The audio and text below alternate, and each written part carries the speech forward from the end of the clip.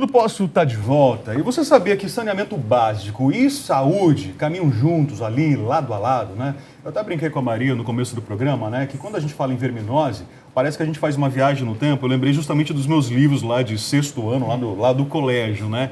Mas a verdade, as verminoses estão muito presentes no nosso dia a dia, justamente em função da falta de saneamento básico, né? Eu comentava que tem municípios aqui no nosso Brasil, nesse imenso Brasil de dimensões continentais, que não chegam a ter 20% de condições, né, de saneamento básico. São situações realmente precárias, né? Fora isso, tem as benditas enxurradas, enchente para tudo quanto é lado, as pessoas numa tendência de comer alimentos crus, mal lavados, e tudo isso facilita a chegada das verminoses. Para falar sobre esse assunto hoje, a gente recebe aqui o cardiologista, clínico geral, Dr. André Dabarian. Tudo bem, doutor? Boa tarde. Obrigado Rafael, pela presença, né? É sempre um prazer estar aqui com todos. O assunto hoje é saúde e saneamento básico, calamidade pública. O que é então, doutor André? Pois é, Rafael, é exatamente aquilo que você está falando, né? Essas verminoses são problemas de, a grande maioria das vezes, saneamento mesmo básico. E hoje o Brasil vive ainda nos tempos de hoje, esse problema grave que é de saneamento básico. E claro que com isso algumas doenças vêm nos acometendo durante muitos anos, desde os primórdios aí até hoje. E continua, né? São doenças que já deveriam ter diminuído bastante a incidência, mas ainda continuam em grande número.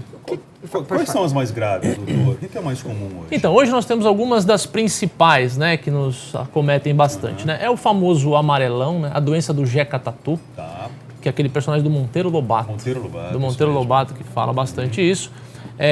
O Jeca Tatu mostrava exatamente aquele personagem que andava com os pés no chão, passeando pela zona rural, não é?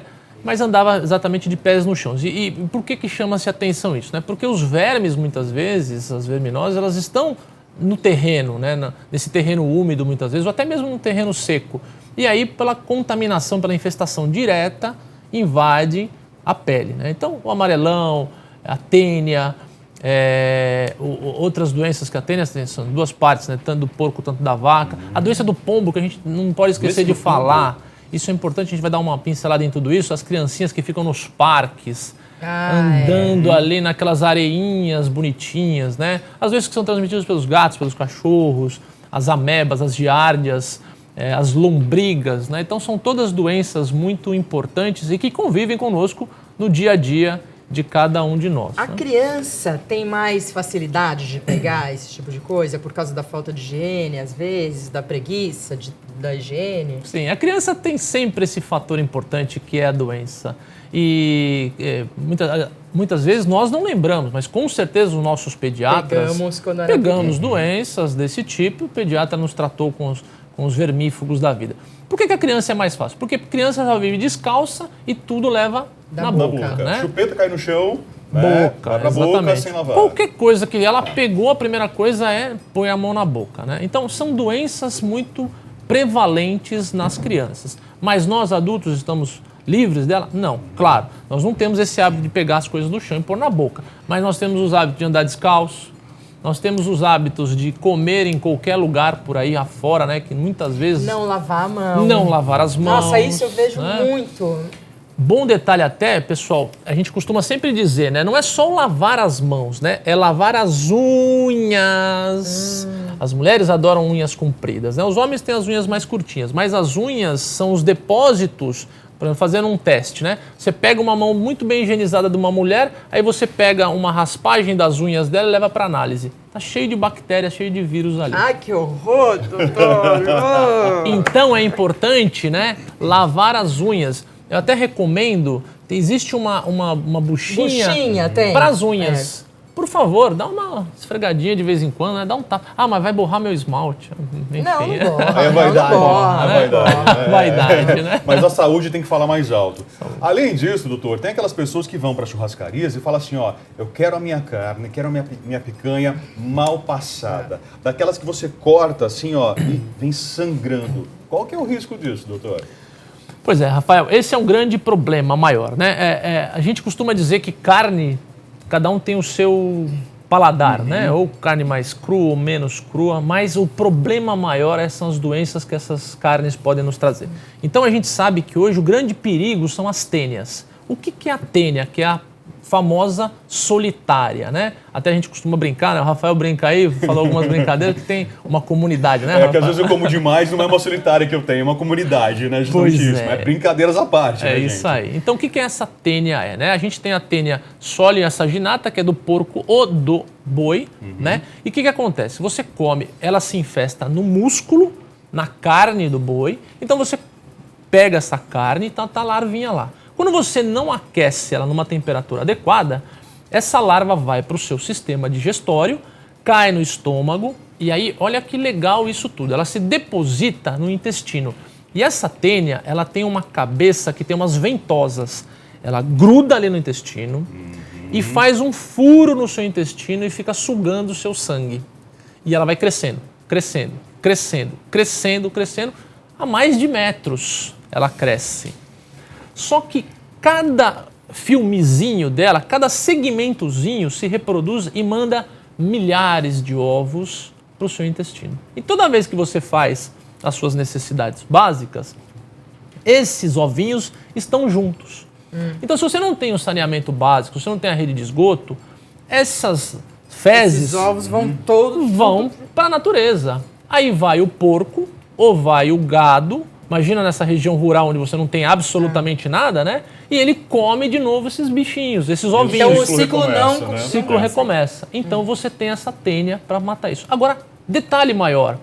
Isso é uma forma de você comer a carne mal passada do porco ou do boi. Mas também existe a forma onde você mesmo ingere os ovos. Você passa a ser o boi ou o porco. Você Qual faz é a forma? Então, por exemplo... Imagine você está contaminado e você fez lá o seu cocô com as ovinhas. Ele está na corrente sanguínea, caiu na água. Você bebeu a água e os ovinhos estão lá. Você faz esse papel, você ingeriu o ovo, não mais a larva. Chama cisticerco. Só que qual que é o problema de você ingerir esse ovo e essa larva? Esse ovo e essa larva, eles podem se depositar na cabeça, dando uma doença chamada epilepsia, que é uma doença que as pessoas desmaiam, têm crises convulsivas e aí afeta o sistema nervoso central. Nossa, eu não sabia que isso dava epilepsia, porque geralmente as pessoas nascem com epilepsia, né? Sim, existe essa forma de epilepsia que as pessoas nascem assim, mas existem as formas que as pessoas adquirem comendo. Agora eu tenho uma pergunta, porque eu gosto de um tipo de um prato, que é um prato francês que chama steak tartare, sabe qual que é? Que é carne crua. Uma delícia. E eu adoro esse prato. Então, isso é ruim. É ruim e você está sujeita a ganhar aí uma larvinha de tênia. Nossa, então eu não posso mais comer aqui. Qualquer quantia, doutor. Qualquer não tem quantia. como mensurar isso. Não né? temos como saber, na verdade, isso. A gente sabe, obviamente, que qual que é o problema. Existem a mesma forma de que você trata um boi de uma maneira correta, em adubos primários, onde você cria ele em galpões limpos, né? A gente sabe hoje que tem boi, tem até cavalos que são bem mais limpos do que muitas pessoas por aí. Então, obviamente que as chances diminuem, mas você não sabe de onde vem essa carne, você não sabe de onde vem isso daí. Então, você está pegando de um criadouro que tem lá o seu gadinho no meio do pasto, que não sabe as condições de higiene que ele está tomando, não sabe nem se ele foi vacinado, se ele tem realmente o tratamento adequado, então você está realmente sujeita a isso. Você falou vacina. Tem alguma vacina para prevenção? Não, Ou para essas existe? verminoses não. Para E verminoses, qual não. remédio, então? Remédios são os vermífugos que a gente acaba utilizando, né? São vermífugos que na infância a gente acaba tomando, só que os adultos esquecem, porque eles acham que cresceram e não tem mais verminose. Isso é mentira. O Você tem organismo que já está tomar. preparado do forte. Pois né? é, nada disso, você tem que tomar. Então, a gente está conversando aqui no intervalo dizendo exatamente isso. Qual que é a nossa recomendação? Obviamente, eu recomendo para todos os meus pacientes que tomem o vermífugo uma vez por ano, para que você faça aquela limpeza das suas infestações. Só que não adianta você tomar só o vermífugo se você não cuidou das condições higiênicas. Não mudar os hábitos, né? Porque daqui a uma semana esse remédio já não está mais no seu corpo e você adquiriu novamente porque você não lavou a mão, porque você está realmente não está usando calçado. Então, vamos falar um pouquinho do amarelão? Como é que é isso? O amarelão, o que é esse amarelão, né? O amarelão é aquela doença do Jeca Tatu que a gente tem, que forma exatamente isso, porque os pés descalços. O que acontece com os pés descalços? Quando você anda, você não precisa nem ter lesões, mas quando as pessoas têm lesões, e aí vai as frieiras e as micoses, né? Eu costumo dizer que as frieiras e micoses nos pés de atletas, por que acontece isso? Imagine o cara lá toma o seu banho de manhã e ele esquece de ficar enxugando as pontinhas, o meio dos dedos, né? Eu até tenho pacientes que falam que não consegue fazer isso porque a barriga é grande e ele não consegue baixar lá para baixar. Mas enfim, tem que dar um jeito de fazer isso. Ele botou o calçado dele, botou a meia, o tênis, né? O pessoal vem para cá, nesse calor gostoso que tem, o pé começa a suar. Fungo entrou ali. E aí começa a formar aquelas micro rachaduras nos pés. Isso vale para a planta dos pés também, né? Fez essas micro rachaduras, você está sujeito a qualquer bactéria, qualquer fungo, qualquer parasita entrar por essa corrente ali. Então ele entrou ali e começa a se manifestar. Mas, em especial o amarelão, não precisa nem disso. Ele entra na pele até mesmo de forma ativa. Entrou na pele, cai na corrente sanguínea e começa a formar isso. Então as pessoas têm anemia, desânimo. Então muitas pessoas que têm essa anemia, esse desânimo, essa falta de interesse que muitas vezes a gente vê, né? Estou sempre muito cansado. Claro que tem outras causas, mas a gente também tem que pensar em parasitose, né?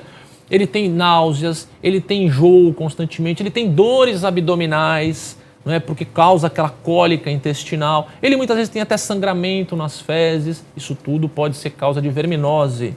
E a gente tem que olhar isso. Doutor, questão de as enchentes aqui em São Paulo, né? Enchentes. Infelizmente cada vez mais comuns, né? A gente sabe disso, problema sério que a gente tem, né? Choveu, alagou. E as pessoas estão indo lá caminhando pela chuva. Isso facilita também? Facilita bastante. Facilita bastante doenças, sobretudo porque você imagina, né? Que você está lá.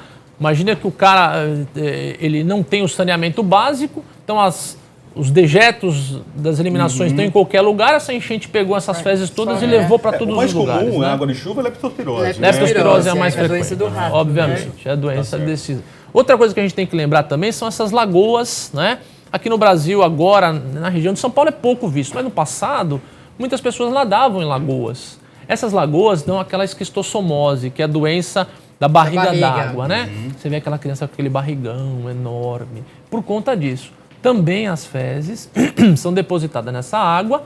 Essas larvas, elas alcançam um caramujo, onde é um hospedeiro que eles têm lá, e depois desse hospedeiro, até 1000 larvas podem se hospedar num único caramujo.